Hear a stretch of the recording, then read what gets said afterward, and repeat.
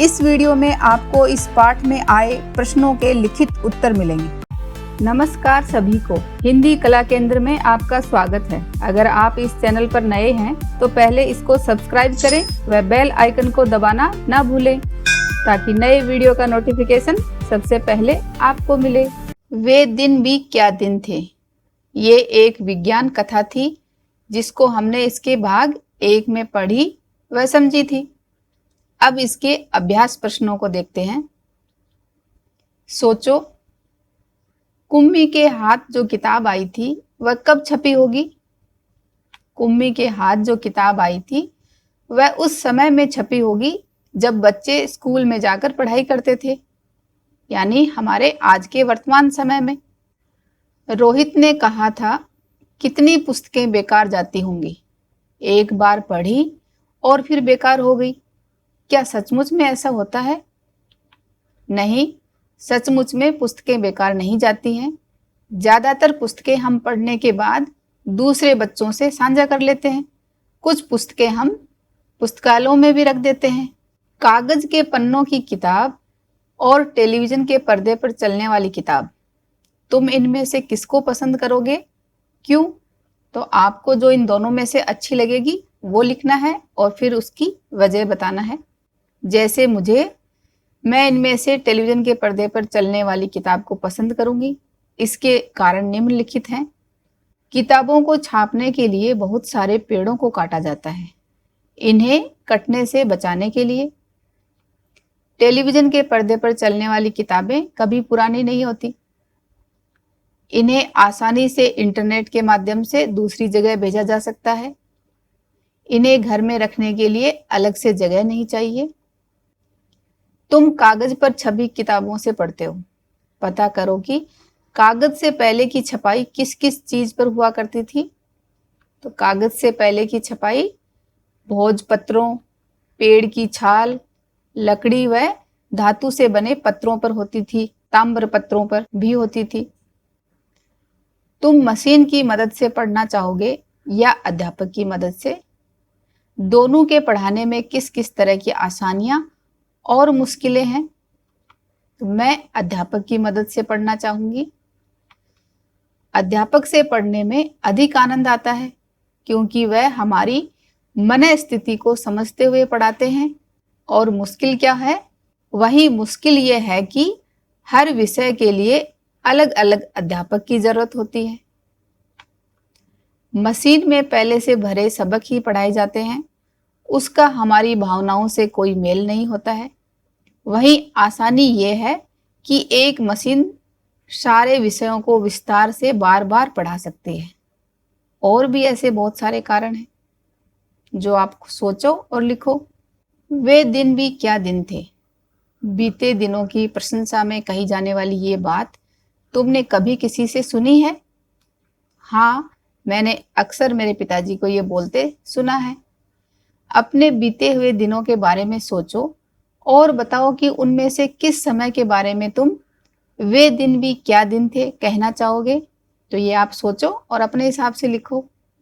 जैसे जब मुझे अपनी नानी के घर बिताई छुट्टियों में भाई बहनों के साथ करी बचपन की मौज मस्ती याद आती है, तब मेरे मुंह से निकल जाता है, वे दिन भी क्या दिन थे। कल, आज और कल। ये कल जो बीत चुका है और आज का जो अभी चल रहा है और ये आने वाला कल। 1967 में हिंदी में छपी इस कहानी में कल्पना की गई है कि सालों बाद स्कूल की जगह मशीनें ले लेंगी। तुम भी कल्पना करो कि बहुत सालों बाद ये चीज़ें कैसी होंगी।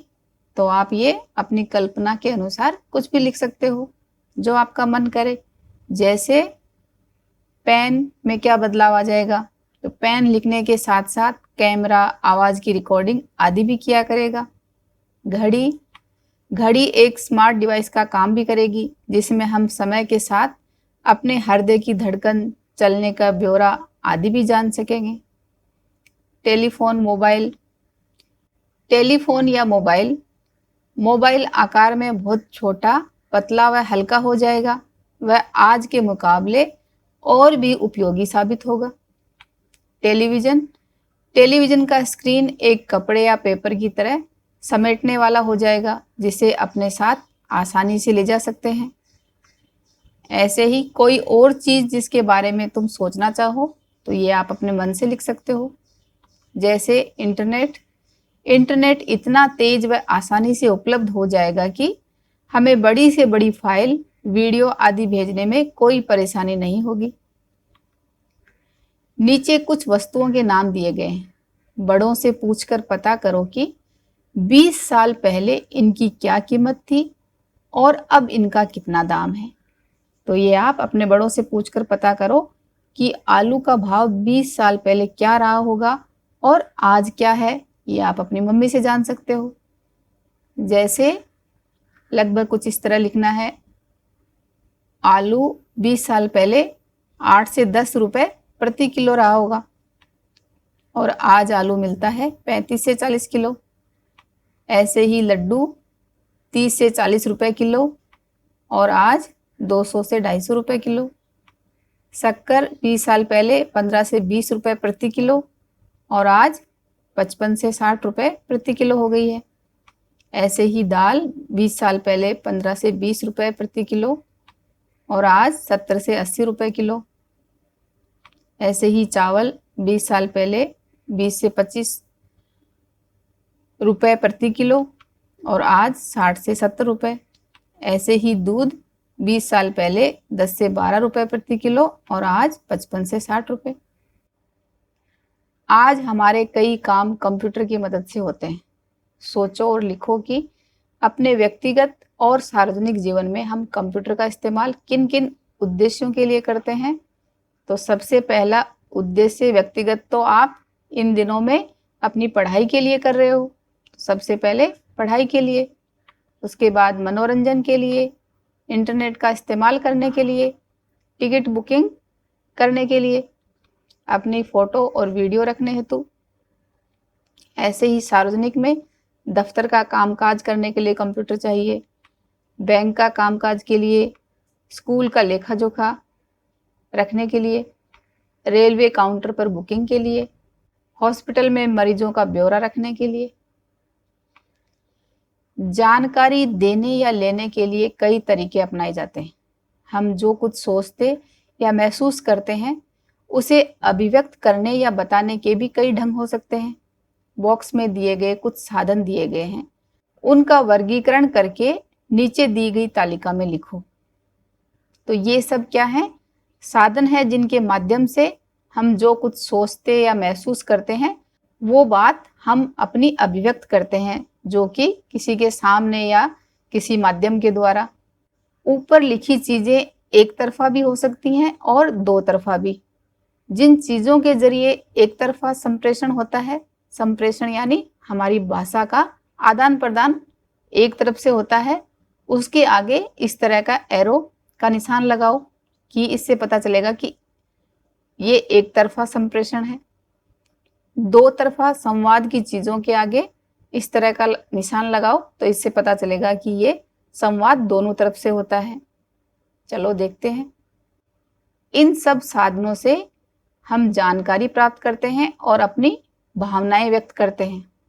तो सबसे पहले तो ये जानते हैं कि कौन कौन साधनों से हम जानकारी लेते हैं और कौन कौन से साधनों से हम अपनी भावनाएं जताते हैं और सामने वाला ग्रहण करता है। जैसे संदेश के माध्यम से हमें जानकारी मिलती है, फ़ोन से जानकारी मिलती है, चित्र के माध्यम से भावनाएं ग्रहण करते हैं, फैक्स के माध्यम से जानकारी मिलती है, अभिनय से भावनाएं, विज्ञापन से जानकारी, मोबाइल से जानकारी, इंटरनेट से जानकारी, रेडियो से भी जानकारी मिलती है, नोटिस से जानकारी, टीवी से जानकारी, तार के माध्यम से जानकारी आती है, नृत्य के हाव भाव से भावनाएं, संकेत भाषा भावनाओं के माध्यम से, मोबाइल संदेश भावनाएं व्यक्त करने के काम आते हैं और इश्तहार जानकारी देने के। अब हमें ये बताना है कि कौन सा एक तरफा है और कौन सा दो तरफा। तो संदेश एक तरफा, फोन दो तरफा, तो उस पर इस तरह का एरो लगाएंगे। चित्र के माध्यम से एक तरफा, फैक्स एक तरफा, अभिनय एक तरफा जानकारी देता है, विज्ञापन के माध्यम से भी एक तरफा, मोबाइल से दोनों तरफ संवाद होता है, तो ये दोनों तरफ से। इंटरनेट से भी दोनों तरफ, क्योंकि इंटरनेट से हम जानकारी लेते भी हैं और देते भी हैं। रेडियो से एक तरफा, नोटिस से एक तरफा, टीवी से एक तरफा, तार से एक तरफा, नृत्य के हाव भाव एक तरफा, संकेत भाषा दो तरफा, क्योंकि दोनों तरफ से इशारे हो सकते हैं। मोबाइल संदेश दो तरफा और इश्तहार एक तरफा। तुम्हारी डायरी। डायरी लिखना एक निजी काम या शौक है। तुम अपनी डायरी किसी और को पढ़ने को देते हो या नहीं, ये तुम्हारी अपनी मर्जी है। कई व्यक्तियों ने अपनी डायरियां छपवाई भी हैं ताकि अन्य लोग उन्हें पढ़ सकें। ऐसी ही कोई डायरी खोजकर पढ़ो और उसका कोई अंश कक्षा में सुनाओ। डायरी का कुछ भाग कक्षा में सुनाओ। तो ये एक डायरी है, the diary of a young girl. इसको आप पढ़ सकते हो और इसका कुछ अंश अपनी कक्षा में सुना सकते हो, या और भी कोई डायरी खोजकर पढ़ो और उसको सुनाओ। अपनी डायरी बनाओ और उसमें खुद से जुड़ी महत्वपूर्ण बातें लिखो। तो ये आप अपने स्वयं डायरी बनाओ जिसमें आप अपने से जुड़ी महत्वपूर्ण बातें लिख सकते हो। अपने फैमिली मेंबर्स के नाम, उनके फ़ोन नंबर, या आपका खुद का स्वभाव कैसा है, आपकी क्या अच्छाइयाँ हैं, आपकी पसंद नापसंद, और भी बहुत सारी बातें। डायरी में तुम अपने स्कूल के बारे में क्या लिखना चाहोगे, तो ये आपकी मर्जी है कि आप अपने स्कूल के बारे में क्या लिखना चाहोगे, वो सब लिखो। तुम भी कल्पना करो, दोस्तों के साथ बात करके अंदाज लगाओ कि 50 साल बाद इनमें क्या क्या बदल जाएगा। जैसे फिल्मों में जो आज चल रहा है उसके आगे 50 साल क्या हो जाएगा, ऐसा अंदाज लगाओ अपने दोस्तों के साथ बात करके। जैसे फिल्मों में तकनीकी की वजह से काम करना बहुत आसान हो जाएगा। कंप्यूटर ग्राफिक्स की सहायता से फिल्मी किरदार भी कृत्रिम होने लगेंगे। और आगे आप सोचो, गांव की हालत में सुधार हो जाएगा। शहरों की सुख सुविधा गांव में पहुंच जाएगी। अच्छी सड़कें, बड़ी दुकानें, इंटरनेट सब आम बात हो जाएंगी। तुम्हारी परिचित किसी नदी में, जो नदी आप जानते हो, उस नदी में क्या क्या बदलाव आ जाएगा 50 साल के बाद। तो नदी में जल स्तर कम हो जाएगा। बढ़ती जनसंख्या के कारण नदी के किनारों पर भवनों का निर्माण हो जाएगा, जिससे नदी भी संकरी हो जाएगी। ऐसा ही बदलाव स्कूल में, तो स्कूल में आधुनिक तकनीकी साधनों का प्रयोग बढ़ जाएगा। भवन निर्माण से लेकर पढ़ने पढ़ाने के तरीकों में बदलाव आ जाएगा। हम आज ये सुन रहे हैं कि नई शिक्षा नीति आने वाली है, तो बदलाव तो अभी आगे आने वाले 1-2 साल में ही आ जाएगा। तो 50 साल के बाद तो बहुत ज़्यादा बदलाव आने वाला है। था, है, होगा। असीमोव की कहानी 2155 यानी भविष्य में आने वाले समय के बारे में। ये हमारे आगे आने वाले समय की बात है। फिर भी कहानी में थे का इस्तेमाल हुआ था, जो बीते समय के बारे में बताता है। ऐसा क्यों है? जैसे आपको कोई भी बात जो बीत चुकी है उसको बताना है तो आप क्या करते हो? था का प्रयोग आता है। जो अभी हम बात कर रहे हैं, पढ़ रहे हैं, देख रहे हैं, तो वहाँ पर है का प्रयोग आता है। और हम ये काम करेंगे, ये काम कल होगा, तो वहाँ पर हम होगा का प्रयोग करते हैं ना। तो यहाँ पर ये कहना चाह रहे हैं कि कहानी में तो भविष्य की बात थी, तो कहानी के हिसाब से तो होगा आना चाहिए था, लेकिन फिर भी कहानी में थे का इस्तेमाल हुआ है। तो वो ऐसा क्यों? इसका कारण ये है, असीमोव की कहानी आज अपने लिए आने वाले समय के बारे में है, यानी भविष्य की। वहीं कुम्मी को जो डायरी मिली थी वो उसके बीते समय की थी, इसलिए कहानी में थे का इस्तेमाल किया गया है।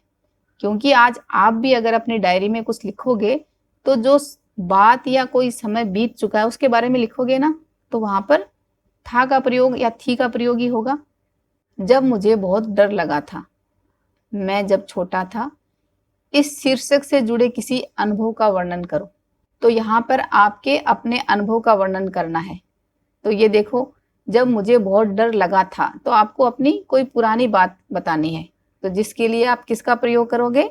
था में जाएगा जब आप लिखना शुरू करोगे। तो जैसे मैं जब छोटा था तब मुझे लड़ाकू विमान की आवाज़ से बहुत डर लगता था। हमारा घर वायुसेना के बेस के नज़दीक होने के कारण कई बार लड़ाकू विमान कम ऊंचाई से हमारे घर के ऊपर से गुजरते और मेरी जान निकलने को हो जाती थी। उस वक्त मैं किसी बड़े के पास होने पर ही सुरक्षित महसूस करता था। एक बार मेरे आसपास कोई नहीं था और विमान की तेज आवाज़ सुनकर मैं अपने दोनों कानों को बंद कर जमीन पर पसर गया था। उस वक्त मुझे बहुत डर लगा था। तो आप ये देख रहे हो ना, मैंने था और थी को हाईलाइट किया है। तो ये जो समय बीत चुका है उसके बारे में लिखी गई बात है। ऐसे ही तुम्हें मैं शीर्षक से एक अनुच्छेद लिखना है। अपने स्वभाव, अच्छाइयों, कमियों, पसंद नापसंद के बारे में सोचो और लिखो, या किसी मैच का आंखों देखा हाल ऐसे लिखो मानो वह अभी तुम्हारी आंखों के सामने हो रहा है। तो ये सब किस में लिखा जाएगा? ये वर्तमान काल में जो अभी हो रहा है। आप चाहे ये अनुच्छेद लिखोगे तो भी है आएगा, और ये लिखोगे तो भी हो रहा है, हो रही है, कुछ इस तरह से आएगा। जब आप लिखना शुरू करोगे तब बात समझ आएगी। अनुच्छेद लेखन कैसे किया जाता है ये आप इस वीडियो में देख सकते हो। मैं इस मैच को बड़े ही आनंद से देख रही हूँ। स्टेडियम दर्शकों से खचाखच भरा हुआ है। इतने में गेंदबाज ने अगली गेंद फेंकी और बल्लेबाज ने बल्ला घुमाया और ये लगा छक्का। गेंद जाकर दर्शकों के बीच गिर गई है, जिसे सुमेर लेने जा रहा है। ये रोमांचक मैच देखते हुए बहुत मजा आ रहा है। तो आगे इसको आप और बढ़ा सकते हो। अगली छुट्टियों में तुम्हें नानी के पास जाना है। वहां तुम क्या क्या करोगे, कैसे वक्त बिताओगे, इस पर एक अनुच्छेद लिखो। तो ये अनुच्छेद लिखोगे तो आपको अपने भविष्य में होने वाली बातों के बारे में लिखना है। तो ये लिखते वक्त आप करोगे, बिताऊंगी या बिताओगे, कुछ इस तरह के शब्द आएंगे। जैसे अगली छुट्टियों में मैं नानी के पास जाऊंगी, वहाँ मेरे सारे भाई बहन मिलेंगे और हम सब बच्चे खूब मज़े करेंगे। मैं नानी के साथ रोज़ मंदिर जाऊंगी। मामा जी की कार में बैठकर सारे बच्चे अपू घर देखने जाएंगे। नाना जी मुझे रोज़ रात को कहानी सुनाएंगे। नाना जी को मैं अपनी स्कूल की सारी बातें बताऊंगी। उनको मैं बहुत सारी सुंदर चित्रकारी करके दिखाऊंगी।